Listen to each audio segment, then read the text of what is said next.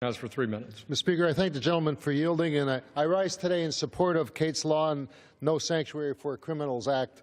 This important bill represents an important step towards keeping Americans safe. Yesterday, I participated in a roundtable discussion at the White House with the President and family members of individuals who were murdered by criminal illegal immigrants.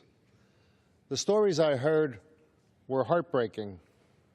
Sadly, they are not uncommon. See, when I was mayor of Hazleton, I sat with the victims' families and listened to their stories.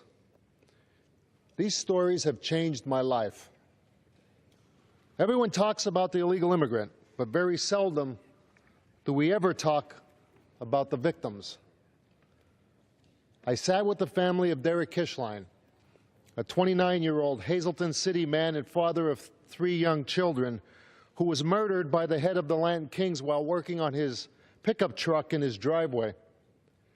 Derek's killer was arrested and let go in New York City, a sanctuary city. I also talked with the father of Carly Snyder, a beautiful 21-year-old girl who was studying to be a veterinarian. Her father told me that Carly was brutally stabbed 37 times and murdered by her next-door neighbor. She had knife wounds on the palms of her hand and knife wounds in her back as she died on the kitchen floor. An illegal immigration and federal fugitive with a long history of gang violence and drug use killed Carly.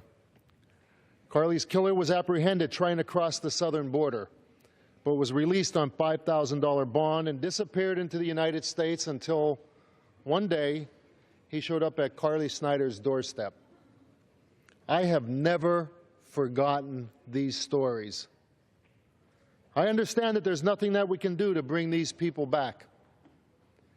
I know there's nothing we can do to relive and relieve the pain that their families still feel. But by passing these bills, we can prevent these crimes from happening to other families. Let me be clear, violent crimes committed by illegal immigrants are preventable.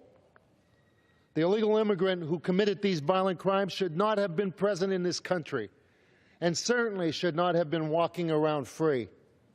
Too many mayors and local governments think that they are above federal law.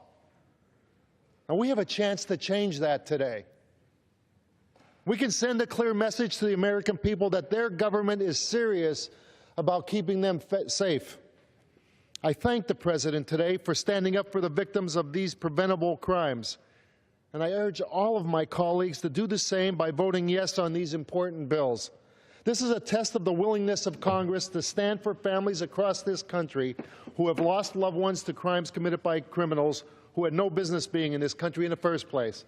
It's time that we side with the victims like Derek Kishline, Carly Snyder, and Kate Steinle instead of criminals. I yield back.